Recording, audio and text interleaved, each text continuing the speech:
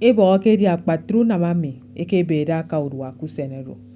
ki ni emi ekpe okoden debok asanga debe enyama tua ekpu bok ate ebok anyang imo osonga nyani semesieru ke ukpe ono imo yiredo idogi woridi ki ni eru ebo ke dia ta kamba unam ya ta nyani sam emi okon yong dente okoko ke di tongo ebo ma fanga oyong non taresie kpante mi me unamaken eketangde ekpe ama songo owongo eti mo idi namke enye baba idiong poke imo idi foike enye ubong bara yakanye akawasi mo ke obuben sobo orofek ebo ikidge unamami okosongde esrakaka ama sugi semesen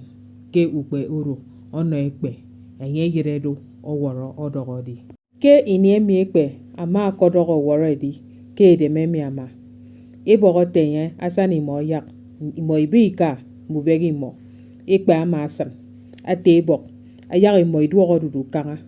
ebo ma etemo fiok se uton duogo dudu oworode yese enye di namde mono ebo ma tongondi teng iko ke akaden tem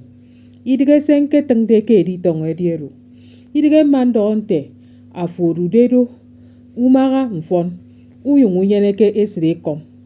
ofonete nammi safo made aminko yom oyom okot ma tat fiorong ma kemi madam bobi demme ekpe iki yak kayak ebogo tengi ko mi ama enya ma tebe wan yenye osugo yomenye usungi tong manganyo sobe kebenye onogo wud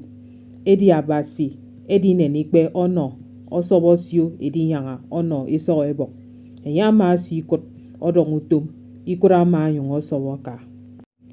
ikura ma kesam unami ba mi ki daga posong ewan enya duat ko posong yote soy ma wan ima edi ba omoyo ita nsitebe mufe wanade nso eyomde ndi duongo nko weride mufu ke uto ukpe eke tierentem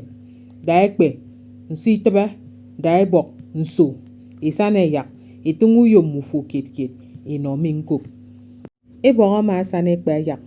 edi ekpe ikinyemeke ndi sane ebong yak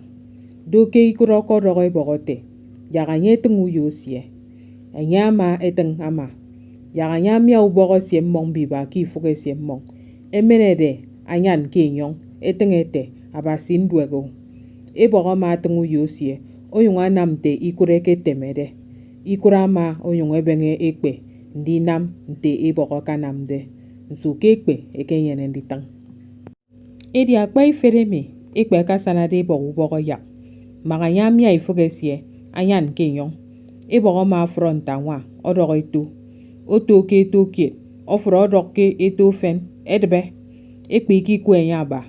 ikunko amadu gidang biet edbe kpa ke idaga kereru ko posong yaresa ekpe ama wobi kot yembiere mi oko fok denye oto bod wokke atanya ne biet ikura ma yong esie ebong ko ma yong enyena ma sa ekpe kibut ndien tongo ke iniero tutwe samfanemi ebok inyeme kaba ndi sanga kisong magekpe